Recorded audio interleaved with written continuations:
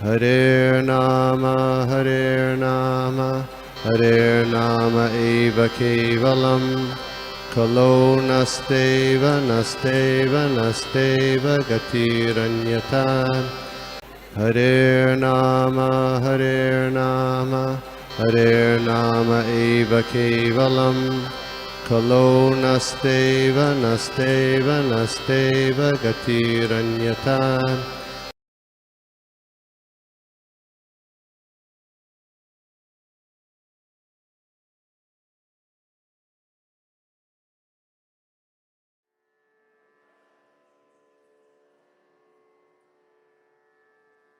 हरे कृष्णा।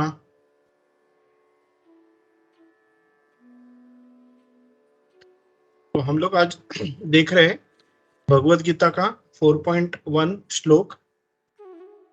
नमो विष्णुपादाय कृष्णप्रेष्ठाय भूतले श्रीमते भक्तिवेदांत स्वामिन् इति नामिने नमस्ते सारस्वते देवे गौरवाणी प्रचारिणे निर्विशेष शून्यवादी पाश्चात्य देशतारिणे जय श्री कृष्ण चैतन्य प्रभु नित्यानंद श्री अद्वैत गदाधर श्रीवासादि गौर भक्तवृंद। हरे कृष्ण कृष्ण कृष्ण हरे हरे, हरे Ram Ram Ram Hare Hare.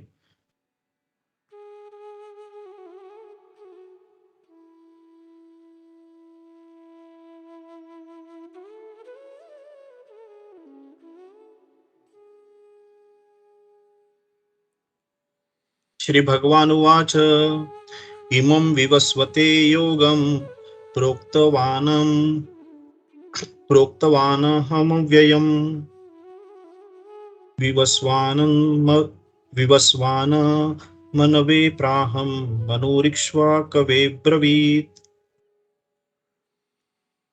So translation by Srila Prabhupada. Jai Srila Prabhupada.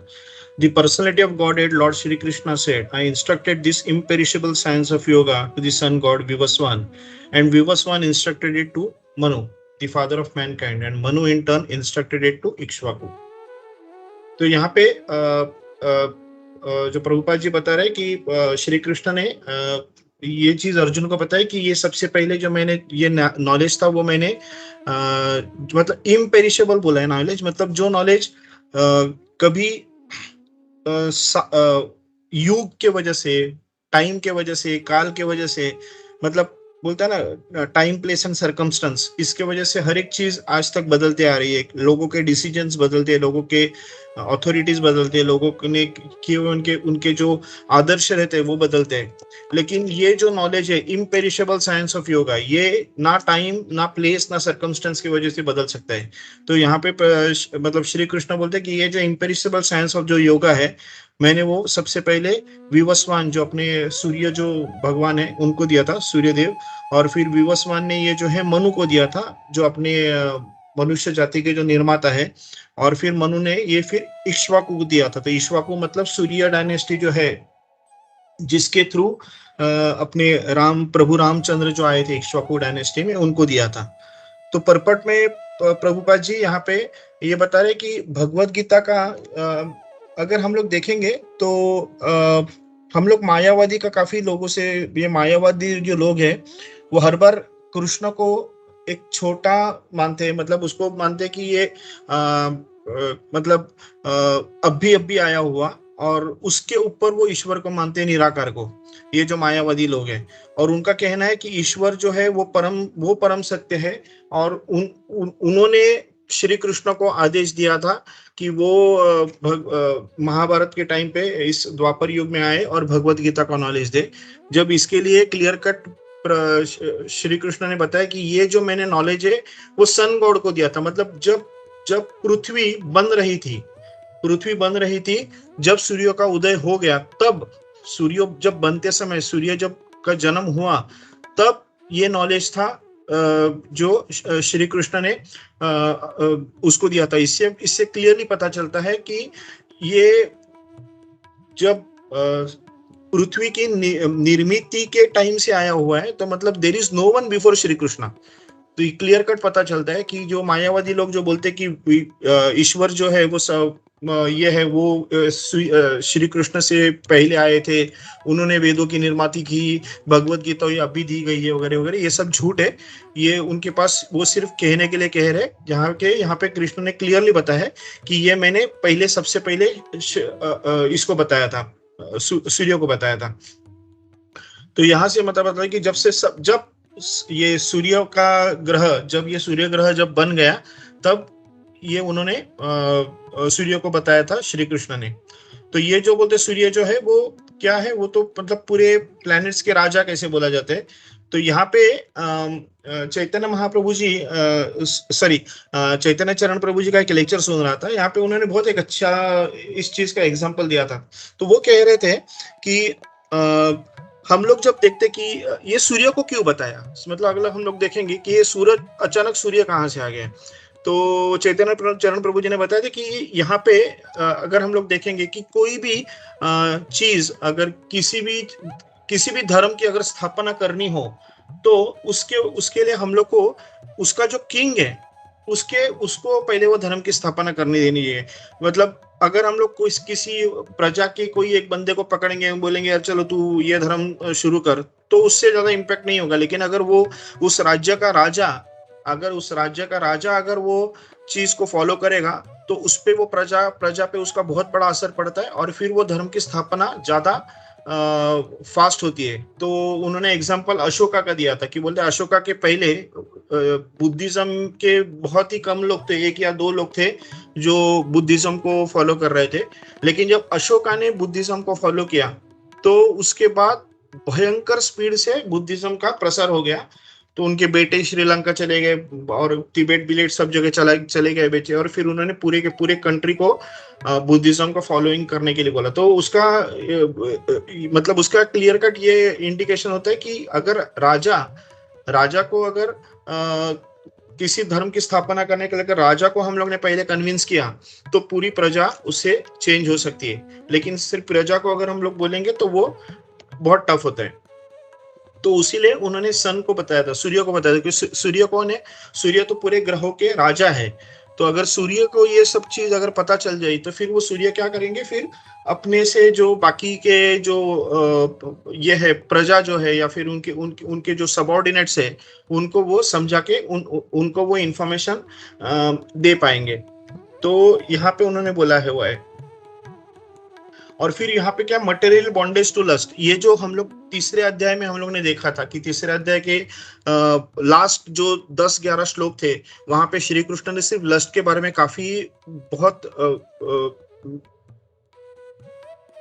बोलते ना, हाँ, उस पे बहुत ज्यादा फोकस किया था।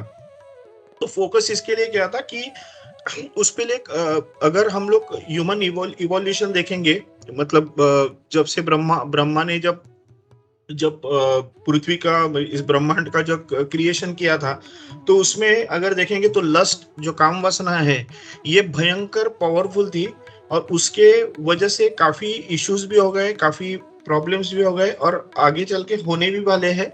और अगर आज का हम लोग कलयुग भी देखेंगे, तो कलयुग में भी मैक्सिमम प्रॉब्लम्स ये काम वासना होती है। तो काम वासना मतलब सिर्फ शारीरिक नहीं है, अगर हम लोग खाने का भी अगर देखेंगे, खाने की भी काम वासना होती है, कोई चीज एंजॉय करने के लिए काम वासना, तो हर एक चीज की काम वासना होती है। तो ये सबसे ज्यादा प्रॉब्लमेटिक है, जिसकी वजह से आदमी आसक्त हो जाता है इस पृथ्वी में, और इस पृथ्वी में आसक्त होने की वजह से उसका इस पृथ्वी से निकलना बहुत टफ हो जाता है। तो उसके लिए काम वासना से निकलने के लिए भगवत गीता का आधार लेना बहुत जरूरत है। तो उसके लिए यहाँ पे उन्होंने बोला था कि जो protect them from material bondage to lust, यहाँ पे उन्होंने जानबूझ के भगवत गीता का सन गॉड को बताया है, सूर्यदेव को इसके लिए बताया, ताकि जो प्रजा है, वो प्रजा का एक्चुअली कैसे देखेंगे तो कि प्रजा की जो मतलब रक्षण करना, ये तो राजा का धर्म है। लेकिन रक्षण करना मतलब कैसे, रक्षण करना मतलब सिर्फ शत्रु से रक्षण करना या फिर उनको खाने को देना, ये रक्षण करना नहीं होता है। उनको इस पृथ्वी से, उनका जन्म मृत्यु से उनको बचाना, जन्म मृत्यु से उनको निकालना, ये भी एक इम्पोर्टेंट धर्म है राजा का। तो फिर राजा अगर भगवत गीता अगर अपनी प्रजा को सिखा देंगे तो उनका जो है वो आध्यात्मिक उन्नति उनकी होगी, और आध्यात्मिक उन्नति होने के बाद वो भगवान से उनका प्यार बढ़ेगा, और भगवान से प्यार जब बढ़ेंगे तो फिर वो यहाँ से इस पृथ्वी से निकल कर जा सकते। तो फिर ये होगा कैसे कि ये फिर उनके रग रग में भरेगा। मतलब जब राजा कोई ऐसी चीज को इम्प्लीमेंट करता है, जैसे भी हम लोग देखते हैं कि हमारे स्कूल में जब हम लोग मतलब जस्ट एग्जांपल दे रहा हूँ, 1947 में जब हम इंडिया जब इंडिपेंडेंट हो गई तो हमारे स्कूल में जो पोर्शन लिखा गया था वो कैसे हो गया था कि वो जो डाला था वो पूरे स्कूल्स में ऑल ओवर इंडिया वो इम्प्लीमेंट हो गया। तो ABCD 1 2 3 4 2 + 2 = 4 एंड ऑल दो थिंग, ये सब जो चीज है वह सब बच्चों को एक समान सिखाई गई थी। अगर तो इसी तरह अगर राजा कोई चीज अगर अच्छी तरह से इम्प्लीमेंट करेगा, मतलब अगर तभी हम लोग भगवत गीता को इम्प्लीमेंट करते तो आज सभी स्कूल्स में भगवत गीता रहती। तो उस समय के मतलब राजा ने जब भगवत गीता को ये किया तो वो पूरे समाज में, पूरे प्रजा में, अगर अंदर अंदर तक, छोटे छोटे जातियों तक, छोटे छोटे जो कबीले थे तब सब तक वो भगवत गीता का प्रसार हो गया था। तो जिसके वजह से क्या हुआ कि लोगों का ज्ञान, आध्यात्मिक ज्ञान में उनकी उन्नति हो गई। तो यहाँ पे जो विवस्वान का नाम जो है इस मतलब इस बार जो सूर्यदेव का नाम विवस्वान करके बोला गया है। तो ब्रह्म संहिता में ब्रह्मा जी जो मतलब ये बोलते कि ये जो विवस्वान है वो राजा है। राजा सिर्फ सूर्य का नहीं है, तो जो भी ग्रह जिनकी उत्पत्ति हो गई उनके भी वो राजा है।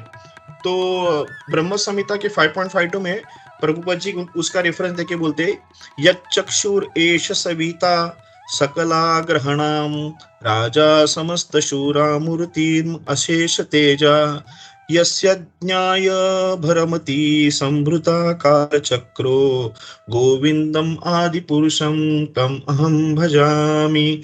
तो let me worship Lord Brahma said, the Supreme Personality of Godhead Govinda Krishna, who is the original person and under whose order the sun, which is the king of all planets, is assuming immense power and heat. The sun represents the eye of the Lord and traverses its orbit in obedience to his order. तो यहाँ पे ब्रह्म संहिता में ब्रह्मा जी ने ये कहा है कि ये जो सूर्यदेव है, ये सूर्यदेव के पास जो भी ताकत है उनकी वो सब ताकत श्री कृष्ण की तरफ से आ गई है, गोविंदा की तरफ से आ गई है। और वो जो सूर्य भी जो भी कार्य कर रहा है, जो भी उनकी जो भी उनके कर्म है वो श्री कृष्ण के मर्जी के अनुसार होता है। मतलब जो श्री कृष्ण कहेंगे उसका आदेश को वो फॉलो करके सूर्यदेव अपना काम कर रहा है। तो यहाँ पे प्रभुपाद जी ने और आगे यही बताया था कि जो ये विवस्वान जो राजा ये सूर्य है वो जो भी हीट और लाइट मतलब प्रकाश और जो तेज, ये जो भी सब जगह पे उन लोग जो सूरज दे रहा है वो कृष्णा के इच्छा के अनुसार दे रहा है। और उसके लिए विवस्वान को ये जो है वो भगवत गीता के फर्स्ट डिसाइपल बन गए श्री कृष्ण के। तो मतलब चैतन्य चरण प्रभु जी ने बहुत एक अच्छा पॉइंट बता दिया कि ये जब अर्जुन को श्री कृष्ण जब भगवत गीता बता रहे थे तो वो कुछ मैजिशियन की जैसा, मैजिशियन बोलता है ना, अचानक जादूगर अपने टोपी में से ये निकाल के दिखाता है, ये ले फल, ये टोपी में से एक ससा निकाल के दिखा, खरगोश निकाल के दिखाता है, या कबूतर निकाल के दिखाता है। इस टाइप का मैजिशियन का ये नहीं था।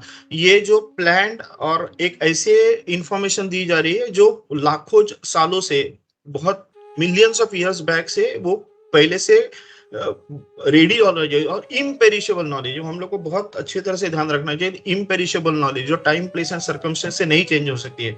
तो ये नॉलेज बहुत पहले से थी, वो ही नॉलेज श्री कृष्ण ने जो सूर्य को बताई थी वही नॉलेज आज वो अर्जुन को बता रहे। तो महाभारत के शांति पर्व का history of Gita is as follows. तो मतलब गीता का जो इतिहास है वो ये बता रहे। त्रेता युगादौ च तातो विवस्वान मनवे ददाऊ मनुश्च लोक भृति अर्थम सुत्ये सुतयेक्ष्वकावे ददाऊ ईश्वकुना च कथितो व्याप्य लोकान अवस्थिता। So in the beginning of millennium, known as the Treta Yuga, the science of relationship with the Supreme was delivered by Vivaswan to Manu. Manu, being the father of mankind, gave it to son Maharaja Ikshvaku, the king of this earth planet and forefather of Raghu dynasty, in which Lord Ramachandra appeared. Therefore, Bhagavad Gita existed in human society from the time of महाराज इक्ष्वाकु. तो मतलब महाराज इक्ष्वाकु के जो जन्म है, यहाँ पे प्रभुपाद जी ने आगे काफी बड़ा कैलकुलेशन दिखाया है कि अगर हम लोग देखेंगे कि अगर आज का जो कलयुग है, कलयुग के 5000 साल पहले अगर मतलब हम लोग देखेंगे द्वापर युग में जब ये जब भगवत गीता बताई गई थी अर्जुन को, तो आज से 5000 साल पहले था. तो ये पूरा कैलकुलेशन उन्होंने प्रभुपाद जी ने यहाँ पे ये पूरा कैलकुलेशन दिखाया है, जहाँ पे उन्होंने लिखा है कि कैसे मतलब अगर हम लोग पीछे पीछे पीछे पीछे करके जाएंगे तो इक्ष्वाकु का जन्म कब है हम लोग को पता चलता है. इक्ष्वाकु के जन्म के पहले जब था जो विवस्वान था, मतलब जो सॉरी मनु था. मनु जो कौन था, तो मनु तो मैन मतलब इक्ष्वाकु के पहले थे मनु, जो मनुष्य जाति के निर्माता बोल सकते हैं, फादर ऑफ मैनकाइंड, वो अपने पिताजी बोल सकते हैं, फोर फादर. तो ये मनुष्य जाति के, और उनको किसने बताया था, तो विवस्वान, जो विवस्वान मतलब सूर्यदेव ने मनु को बताया था. अभी सूर्यदेव को श्री कृष्ण ने बताया था. मतलब अगर हम लोग देखेंगे तो इक्ष्वाकु के भी काफी साल पहले सूर्यदेव को श्री कृष्ण ने गीता बताई थी. तो ये अगर हम लोग अभी अगर कैलकुलेशन अगर आप परपट में अगर देख रहे हो तो ये पूरा कैलकुलेशन दिखा रहा है कि यहाँ पे प्रभुपाद जी पूरा कैलकुलेशन करके इतना बता रहे हैं कि अगर कम से कम कुछ भी नहीं तो एज अ रफ एस्टिमेट, मतलब रफली अगर देखेंगे तो Gita was spoken at least 120 million 400,000 years ago. मतलब 120 मिलियन मतलब 12 करोड़ 4 लाख साल पहले. तो मतलब ये रफ एस्टिमेट है. विवस्वान का अगर हम लोग एज देखेंगे तो उस हिसाब से अगर पता चलता है कि 12 करोड़ साल पहले गीता को मतलब गीता सूर्यदेव को श्री कृष्ण ने बताई थी. तो ये जो मायावादी जो बात करते हैं पागलों जैसे कि श्री कृष्ण ने तो 5000 साल पहले गीता बताई थी, तो ये पूरी की पूरी झूठ है. ये हम लोग उनको कभी भी मतलब अगर अपने साथ कोई मायावादी बात करने का तो हम लोग उनको ये पूरा कैलकुलेशन दिखा सकते हैं. तो ये फिर हम लोग को कीता होता कि बाद में इसने उन्होंने क्या बताया, it was respoken to lord again Arjuna about 5000 years. मतलब वो जो 12 करोड़ साल पहले जो गीता बताई थी वो ही गीता श्री कृष्ण ने अर्जुन को 5000 साल पहले बताई थी, वो ही गीता था.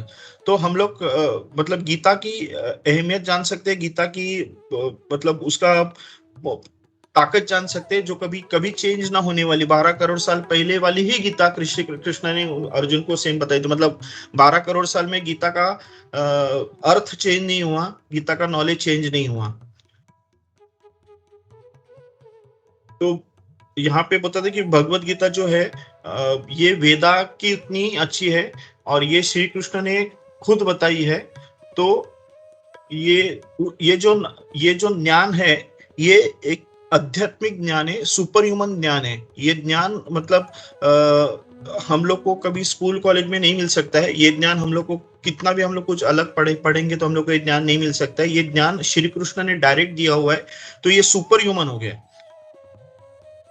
तो जैसे बोलते हैं कि वेदा का जो वैदिक जो मंत्र होते हैं वो मंत्र हम लोग अपने हिसाब से चेंज नहीं कर सकते. वो मंत्र का उच्चार उसी हिसाब से जिस तरीके से दिया है उसी तरह से अगर करेंगे, वैसा ही उच्चार अगर करेंगे तो ये वो मंत्र का फायदा होता है. तो जैसा वेदा का मतलब बोले कि वैदिक इंस्ट्रक्शन अगर हम लोग जैसे के तैसे फॉलो करते हैं तो गीता का नॉलेज भी है, गीता का जो हमारे पास ज्ञान आया है उसको भी हम लोग को वैसे के ऐसे के तैसे फॉलो करना है, जैसे के जैसे. उसमें कुछ भी अपने मन गढ़ंत कहानी नहीं बनानी है, क्योंकि श्री कृष्ण ने अर्जुन को क्या बताया था, श्री कृष्ण को क्या कहना था, ये हम लोग कैसे जान सकते हैं. ये जानने के लिए जो महान अभी तक जैसे चैतन्य महाप्रभु जो श्री खुद कृष्ण थे वो जानते थे कि क्या कृष्ण कहना चाहते थे अर्जुन को, क्योंकि वो खुद कृष्ण है. और फिर बाद में उनके जो शिष्य हुए वो जो 6 गोस्वामी जो हो गए थे वो जो उनके शिष्य हो गए थे, तो ये लोग जो है जो ज्ञान श्री कृष्ण अर्जुन को जो देना चाहते वो वैसे के वैसे ज्ञान उनको पता था. उसके लिए वो हम लोग को बता सकते हैं. अपने हम लोग कलयुग के जो हमारी जो मन गढ़ंत कहानी है, हमारा जो दिमाग जो इतना काफी ये जो 6 षट्रिपों के वजह से पूरा भ्रमित हो गया है, हमारा हमारा मन 100 जगह पे घूमते आ रहा है, उस दिमाग से, उस मन से अगर हम लोग भगवत गीता अपने मन से अगर सोचना चालू करेंगे तो हम लोग भगवत गीता का मीनिंग पूरा उल्टा का पुल्टा ले लेंगे, अपने हिसाब से ले लेंगे। तो उसके लिए भगवत गीता जैसे है वैसे ही हम लोग को समझनी चाहिए।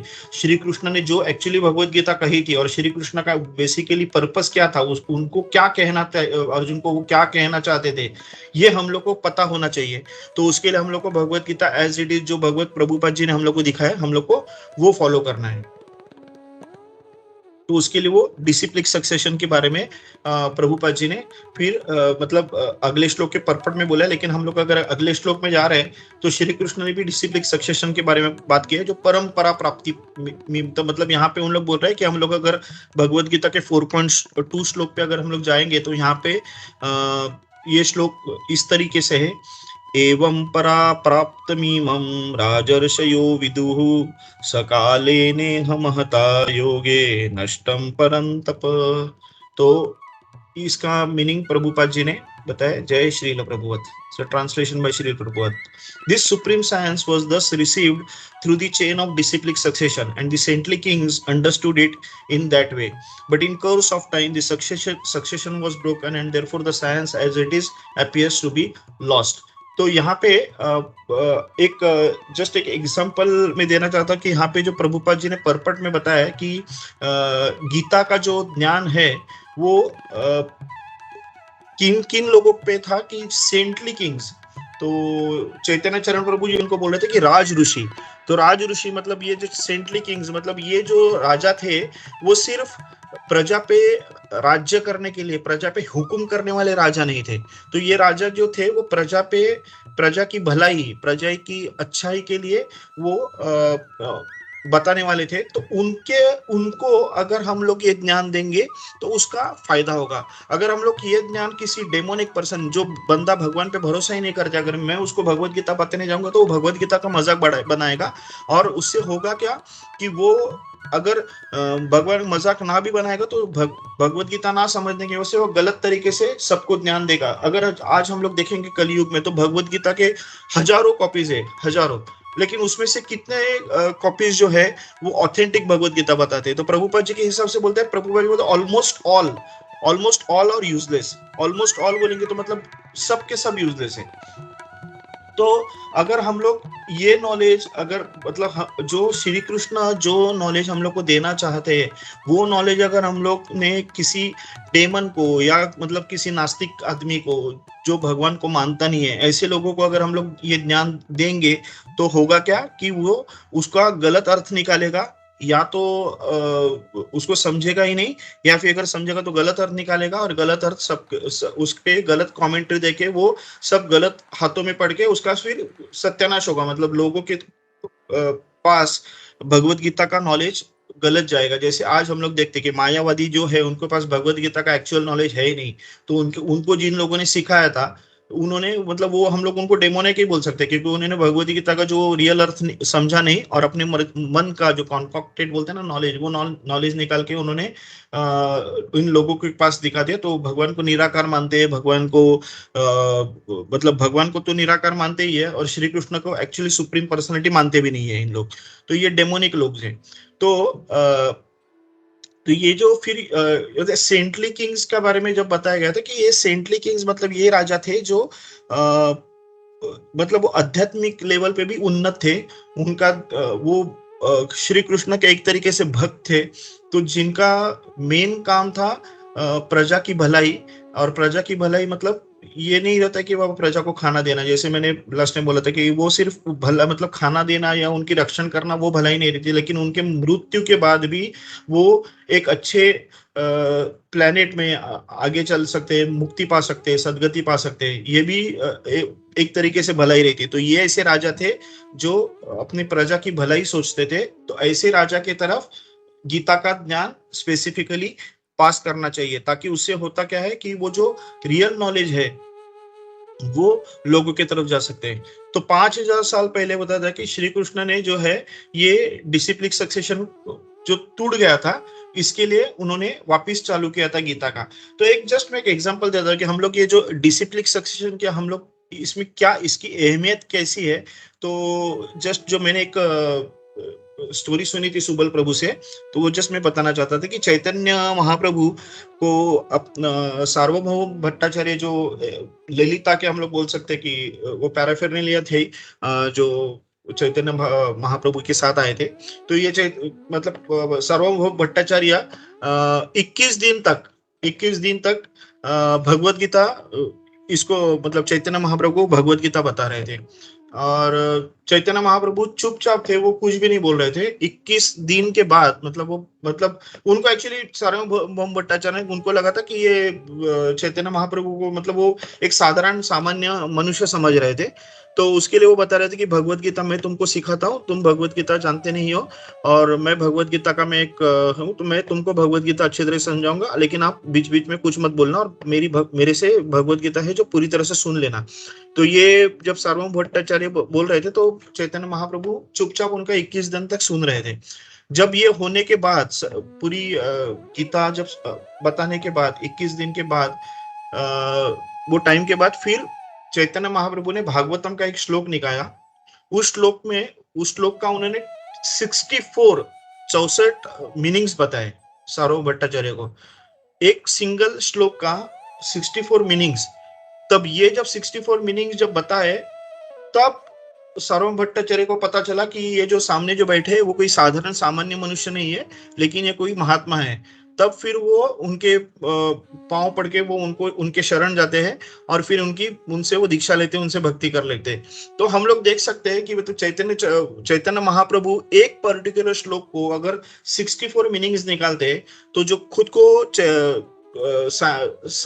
संस्कृत के जो पंडित समझने वाले लोग हैं, वो भी एक श्लोक के 8-10 तो मीनिंग निकाल सकते हैं, 4-5 मीनिंग तो डेफिनेटली निकाल सकते हैं। तो ये 4-5 मीनिंग मतलब अपने हिसाब से अगर निकाल के वो भगवत गीता को अगर समझने लग गए, तो फिर क्या भगवत गीता बनेगी, मतलब हमारे सामने जो भगवत गीता आएगी वो किस तरीके से आएगी, क्योंकि वो अपने मर्जी से अपने मन से उन्होंने भगवत गीता के हर एक श्लोक का अर्थ निकाला रहेगा, और फिर वो श्लोक हमारे सामने अगर आ जाएगा, तो हम लोग उस भगवत गीता को कैसे समझ पाएंगे। मतलब जो कृष्ण कहना चाहते हैं वो तो हम लोग को मिलेगा नहीं। हम लोग ने किसी एक बंदे ने अपने मर्जी से संस्कृत का अर्थ निकाला है और अपने सामने Bhagavad Gita as it is करके पेश किया है, मतलब एज इट है ही नहीं, मतलब भगवत गीता अपने सामने पेश की है, बता के ये भगवत गीता है। फिर अगर हम लोग उस भगवत गीता को पढ़ेंगे तो हमारा ज्ञान तो पूरा भ्रष्ट हो जाएगा, क्योंकि हम लोग को उससे कुछ ज्ञान तो मिलेंगे नहीं। तो ये डिसिप्लिक सक्सेशन का इतना महत्व है कि जब चैतन्य महाप्रभु जी के से जो डिसिप्लिक सक्सेशन चलती आ गई है, और फिर जो प्रभुपाद तक वो आ गई है, तो प्रभुपाद जी ने जो चैतन्य जो गीता हमारे सामने लाके रखी है, वो एज इट इज है, जो कृष्ण को जो हम लोग को बताना है, कृष्ण क्या कहना चाहते हैं अर्जुन को, वो हमारे सामने प्रभुपाद जी ने एज इट इज अपने सामने रखी है। और फिर वो हम लोग को पढ़ के उस हिसाब से उसमें जो प्रभुपाद जी ने पर्पट दिखाया वो हम लोग को समझ के उस हिसाब से हम लोग को आगे चल के अपना हमारा जो व्यवहार है, हमारा जो कर्म है, हमारे जो कार्य है, हम लोग को उस हिसाब से करने पड़ेंगे। तो ये रहा भगवत गीता के सेकंड का जो अनुवाद। हम लोग फिर अभी थर्ड अनुवाद के थर्ड श्लोक पे जाते हैं।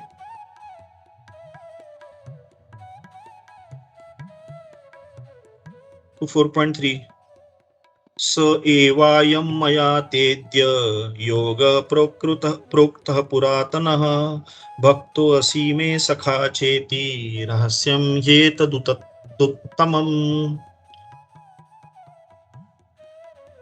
That very ancient science of the relationship with the Supreme is today told by me to you, because you are my devotee as well as my friend and can therefore understand the transcendental mystery of this science. तो प्रभुपाद ये translation जो है श्रील प्रभुपाद ने बताया था, तो उसका meaning ये है कि जो ये ज्ञान जो है वो जो बहुत पुरातन ज्ञान जो है, ये ज्ञान जो है वो हमें अपना जो नाता है, जो भगवान जो है सुप्रीम जो है, उसका जो नाता है वो मैंने आज तुमको दिया है। और ये मैं तुमको क्यों दिया, क्योंकि तुम मेरे डिवोटी हो। डिवोटी मतलब तुम मेरे भक्त हो, और भक्त सिर्फ नहीं हो, तुम मेरे दोस्त भी हो, सखा भी हो, मेरे 5 friend, and therefore understand the translational mystery of science. तो ये जो आध्यात्मिक जो ज्ञान है, आध्यात्मिक गूढ़ ज्ञान जो है, वो तुम समझ पाओगे। क्योंकि तुम मेरे भक्त भी हो और मेरे दोस्त भी हो। तो अगर हम लोग एक्चुअली भगवत गीता के थोड़े से आगे जाएंगे तो हम लोग ने लिखा था कि तुम मेरे पे, मतलब भगवत गीता ने कृष्ण ने अर्जुन में, भगवत गीता में कृष्ण ने अर्जुन को बोला हुआ है कि तुम मुझ पे मत्सर नहीं करते हो। तो यहाँ पे मतलब इससे क्लियर पता चल जाता है कि भगवान ये जो ज्ञान अर्जुन को क्यों दे रहे हैं, कि अर्जुन भक्त है, एक तो भगवान का भक्त है, अर्जुन भगवान के सखा है, और जैसे आगे लिखा था कि तुम मेरे मत्सर नहीं करते। अर्जुन भगवान से एनवियस नहीं है, भगवान के प्रति उनका कोई मत्सर नहीं है। तो अगर हम लोग को भगवत गीता अगर समझनी है तो हम लोग को ये चीज, तीनों चीज हम लोग को वो चीज को हमारे में लानी चाहिए। तो हमको भगवान का भक्त बनना पड़ेगा, भगवान का सखा जैसा हम लोग को व्यवहार करना पड़ेगा। तो सखा मतलब क्या रहता है, मतलब डायरेक्टली तो भगवान के सखा हम लोग बन नहीं सकते, भगवान नहीं है, लेकिन सखा का मतलब क्या रहता है, जो भगवान कहना चाहते हैं वो एक तरीके से समझ लेना, एक मतलब, और उसपे जैसा सखा रहता है तो वो सखा क्या करता है कि जो दोस्त रहता है वो दोस्त पे बिलीव करता है कि वो मुझे जो भी कह रहा है वो सही रहेगा, क्योंकि वो मेरा दोस्त है, वो मुझे झूठ नहीं बोलेगा। तो यहाँ पे वो बोला कि अगर हम लोग भगवान को अपना सखा मानते हैं तो भगवान ने जो भी भगवान हम लोग को कह रहे हैं वो 100% ट्रूथ है, 100% उसमें क्लैरिटी है, 100% वो उसमें ये है, मतलब सच्चाई है। तो ये जो चीज हम लोग को ध्यान है, मतलब एक भक्त रहेंगे तो भक्त का क्या रहता है, श्रद्धा रहती है, अपने भगवान के प्रति श्रद्धा रहती है, उस पे डिवोशन रहता है। तो हम लोग को डिवोटी तो बनना पड़ेगा, भक्त बनना पड़ेगा। भक्त बनेंगे तो हमारे पास उस मतलब सुनने की ताकत आएगी, और वो जो सामने कह रहा है उसमें हम लोग उसको अथॉरिटी मानेंगे। जब भक्त रहता है तो वो भगवान को अथॉरिटी मानता है और भगवान की सेवा करने के लिए वो दौड़ता है, सेवा के पीछे वो मतलब उत्सुक रहता है कि मुझे कितनी में सेवा भगवान की कर सकता हूँ। तो वो हमारा क्या होता है कि ह्यूमिलिटी मन में आ जाती है कि हाँ ये भगवान है, और भगवान हम लोग को जो कह रहे हैं हम लोग को सुनना है, ये हमारी सेवा है। और फिर हम लोग अगर सखा का व्यवहार करेंगे तो सखा का व्यवहार रहता है कि पूरी की पूरी श्रद्धा, 100% बिलीफ कि जो हम लोग को कह रहे हैं वो कोई झूठ नहीं बोलेगा। और फिर जैसे आगे कह रहे हैं कि वो मत्सर, मतलब हम लोग भगवान से हम लोग कुछ मत्सर नहीं करते, कि भगवान की जो ऐश है, भगवान के जो 6 जो ऑपुलेंसेस है, हम लोग उससे मत्सर नहीं करते। तो ये चीज हमारे में अगर रहेंगे तो हम लोग भगवत गीता को अच्छी तरह समझ सकते हैं।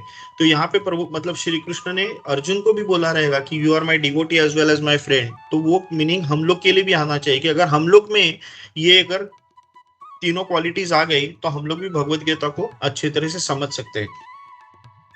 तो आगे हम लोग परपंड देखते हैं कि यहाँ पे उन्होंने बताया कि प्रभुपाद जी ने परपंड में बताया कि देर आर मतलब दो लोगों के ये रहते हैं, मतलब क्लासेस बोल सकते हैं। एक तो रहते हैं वो एक भक्त रहता है और दूसरा है एक नास्तिकवादी डेमन। तो श्री कृष्ण ने किसको, तो अर्जुन को क्यों चुना, तो क्योंकि अर्जुन उनके भक्त थे। लेकिन वो डेमन को तो डेफिनेटली नहीं चुनेंगे, क्योंकि लास्ट हम लोग परपट में देखा था कि डेमन क्या करेंगे, वो गलत तरीके से अर्थ का अनर्थ निकालेंगे, गलत अर्थ निकालेंगे और गलत अर्थ लोगों के पास पहुंचा के वो ज्ञान का पूरा सत्यानाश करेंगे। तो यहाँ पे उन्होंने बताया था कि उन्होंने किसी ये जो कोई डेमन रहता है वो तो उसको समझ ही नहीं पाएगा। तो यहाँ पे बोलते कि इतने सारे ये जो बुक ऑफ नॉलेज है, मतलब ये ज्ञान का जो भंडार है भगवत गीता, उसमें बहुत सारे कमेंट्रीज निकाले बहुत सारे लोगों ने, लेकिन इसमें से कितने सारे कमेंट्रीज जो है वो डेमंस के थ्रू आए। नास्तिकवादी जो लोग हैं, मायावादी लोग हैं, जो भगवान पे भरोसा नहीं करते, ऐसे लोगों ने भी गीता पे कमेंट्री लिखी है। तो अगर वो कमेंट्री हम लोग पढ़ेंगे तो हम लोग डेफिनेटली हम लोग अपना खुद का ज्ञान भ्रष्ट करेंगे और हम लोग अपने भक्ति के पार्थ से मार्ग से हम लोग हट जाएंगे। तो यहाँ पे प्रभुपाद जी बोला कि अर्जुन ने श्री कृष्ण को सुप्रीम पर्सनालिटी माना है। उन्होंने क्या करा कि कृष्ण जो है वो सुप्रीम पर्सनालिटी गॉडहेड है, वो अर्जुन ने माना है। और फिर जो भी कमेंट्री जो अर्जुना को के मतलब गीता के ऊपर अगर कोई बंदा कमेंट्री कोई लिखता है और वो कमेंट्री जो है कि जो अर्जुना ने समझा है श्री कृष्ण को सुप्रीम पर्सनालिटी ऑफ गॉडहेड, ये लेवल पे अगर उसका कमेंट्री रहेगी तो ये जो कमेंट्री वो सही है। तो ये जो, लेकिन ये जो डेमोनिक लोग हैं वो श्री कृष्ण को तो एक पे भरोसा ही नहीं करते, अगर भरोसा किया भी तो उसको बड़ा मानते नहीं है, और बड़ा मानेंगे तो उसको भगवान मानते नहीं है। तो ऐसे लोगों से अगर हम लोग कमेंट्री अगर सुनेंगे तो हम लोग सिर्फ अपना खुद का हम लोग पतन करेंगे, खुद के हम लोग भक्ति मार्ग से हम लोग खुद को हम लोग गिरा देंगे। तो प्रभुपाद जी का ये जो तीसरे अध्याय का पर्पट में यही बताया कि प्रभुपाद जी ने हम लोग को वार्न किया है कि ये जो गलत रास्ते हैं, उसने उस गलत रास्ते से हम लोग को दूर हटना है, और हम लोग को डिसिप्लिक सक्सेशन, परंपरागत जो ज्ञान अर्जुन के तरफ जो ज्ञान आया है, उसी ज्ञान को परंपरा से हम लोग को हासिल करके उससे ही हम लोग भगवत गीता का पढ़ के हम लोग खुद के लाइफ में, खुद के व्यवहारों में, खुद के जन्म में हम लोग उसका अच्छी तरह से इम्प्लीमेंट करके खुद की हम लोग खुद को बेनिफिट कर सकते हैं। तो आज के लिए फिर मेरा इतना ही है प्रभु जी, अगर मुझसे कुछ गलती हो गई तो प्लीज मुझे माफ कर देना। हरे कृष्णा, धन्यवाद, धन्यवाद। हरे कृष्णा, दंडवत प्रणाम प्रभु। प्रभु फैंटास्टिक, बहुत अच्छा प्रेजेंटेशन था प्रभु।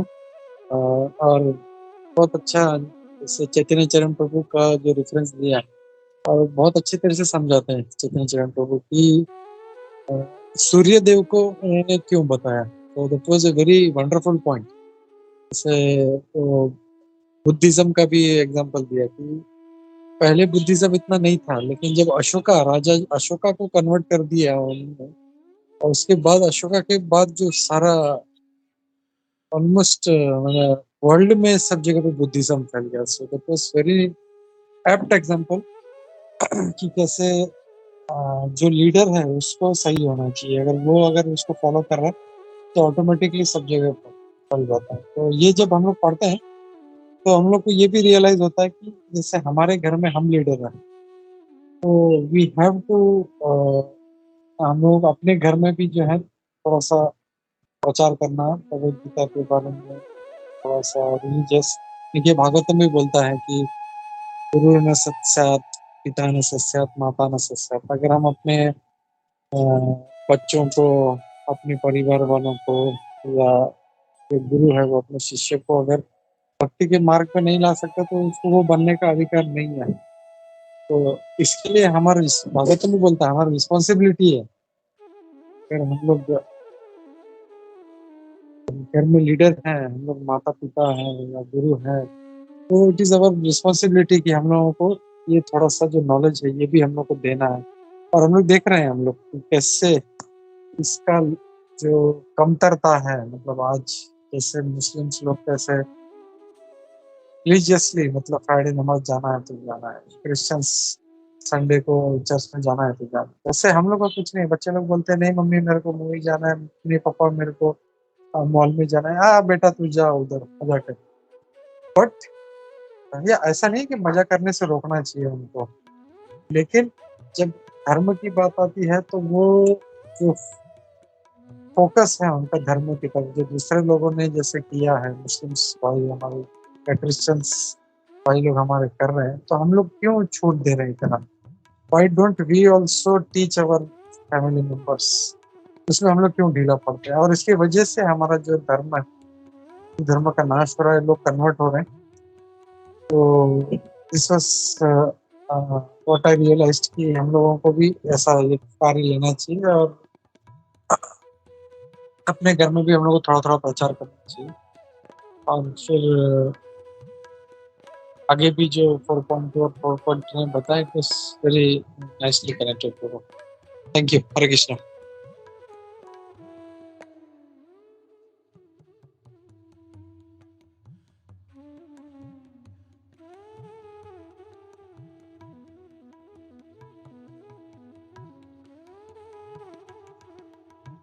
या और किसी का कोई क्वेश्चन है तो ले सकते हैं,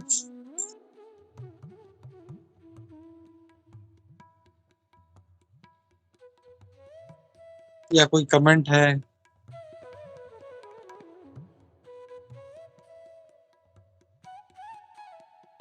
हरे कृष्ण प्रभु। समीर प्रभु,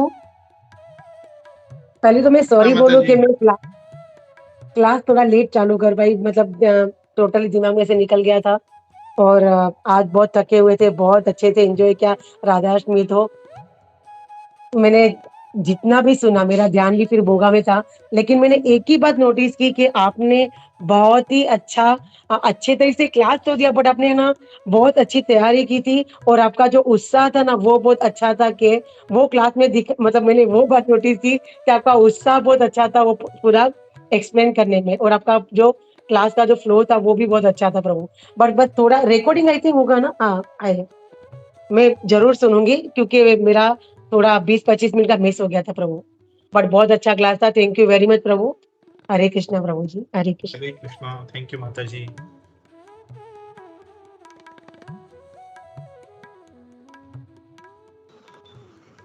हरे कृष्णा समीर प्रभु। हरे कृष्णा माता जी। अ, प्रभु क्लास बहुत अच्छा था और वो पॉइंट मुझे बहुत अच्छा लगा। अगर हमें भगवत गीता सीखनी है अपने जीवन में, तो जिस तरह अर्जुन के भाव थे उसी तरह हमें भी होना चाहिए। मुझे बहुत अच्छा लगा, सभी पॉइंट अच्छे थे, बहुत अच्छा था क्लास आपका। हरे कृष्णा।